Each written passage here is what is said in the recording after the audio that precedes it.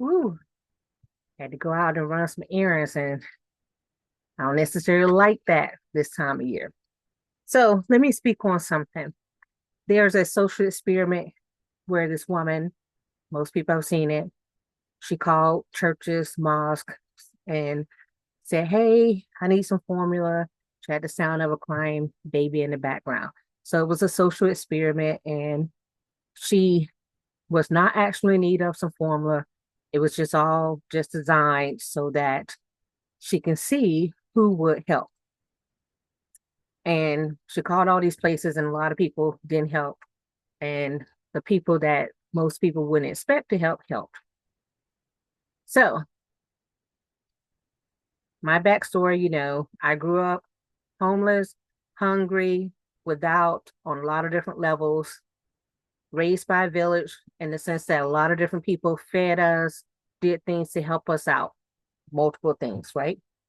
So, I'm out running my errands, not really wanted to have some of the conversations with people because I'm kind of trying to get in and get out. Didn't know that today children are out of school, all kinds of stuff, right? So I go to a store, come out of the store, I'm changing my shoes, loading up things. This guy comes up to me. I reach my hand in my pocket. He's like, hey, ma'am, you ain't got to pull whatever that is in your pocket out. I just want to say your hair looks real good. You look real nice. Da da da. I don't want any money, ma'am. Right? I didn't take my hand out my pocket. I left my hand in my pocket because I don't know what you're doing. Right?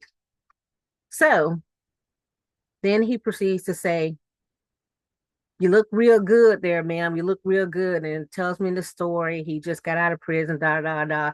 He starts going into the Jesus, praise the Lord. I said, "Hold up.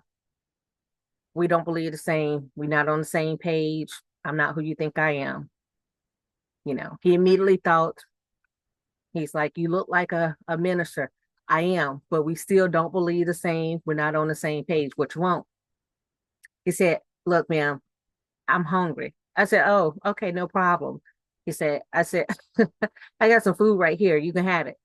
Because I literally had just purchased food for myself, hot food.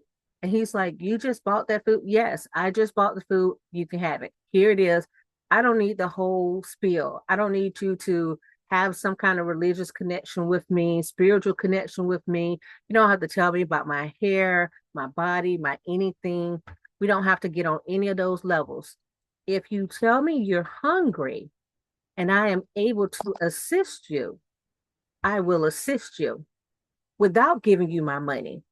Because just like that, I could have walked right back in the store and purchased something for him to eat if I hadn't already purchased something, if that's my intention. Because if you're hungry, I have no problem assisting you with eating, right?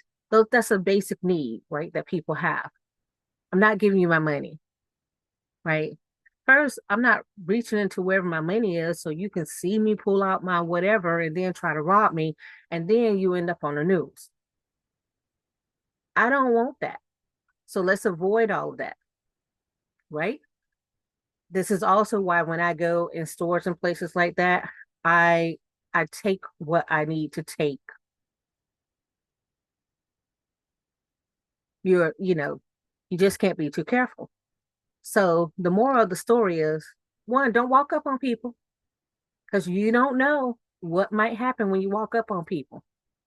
And if you're really hungry, just say you're hungry. Don't go through all that other stuff because you might go through all that other stuff, and someone, just because you use those other tactics, might decide not to feed you. And if you're really hungry, you won't get the food.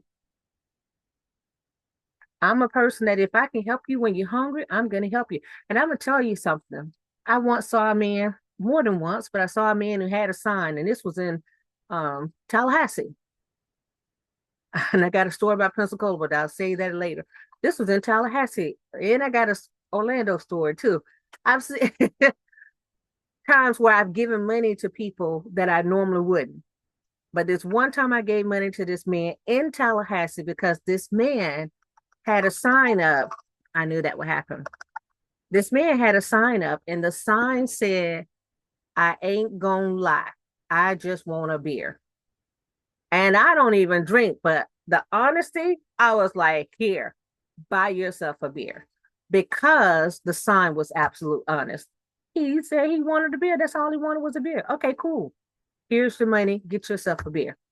I appreciate the honesty. I value the honesty. So I did. And I'll tell y'all later about the other two guys I gave money to, one in Orlando. Well, it wasn't me who gave the one in Orlando the money. It was my ex who gave the one in Orlando money the first time we saw him. And we were there giving out homeless care packets because as part of our ministry, we used to, I've always been, since my son was little, part of my ministry, I would give out homeless care packets throughout the year. And my ex, who was also a minister, would give out things. He worked at a homeless shelter and stuff and like volunteered. And when we would go to Orlando, we would give out homeless packets. And we saw this one man and he gave the man some money. And when we went back for the next event, we saw that same man and his dog in the same spot. It's refused to let me give him anything because he was like, no, he lied. And I was like, most of them lie. He could have taken the little bag that we already had made up. He didn't. He didn't want that.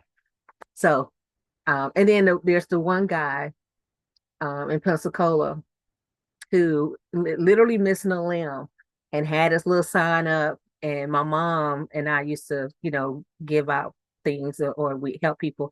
And this man got the money, rolled his little wheelchair right on around, and then went on over to the liquor store. you know, but that's what he did with the money. Didn't bother me. Once the money leaves my hand, that's what it is. So, but I wholeheartedly believe in assisting people when it comes to food as much as possible, if I can. Don't give me all the rest of that. I might get irritated and say no. All right, take care. Bye.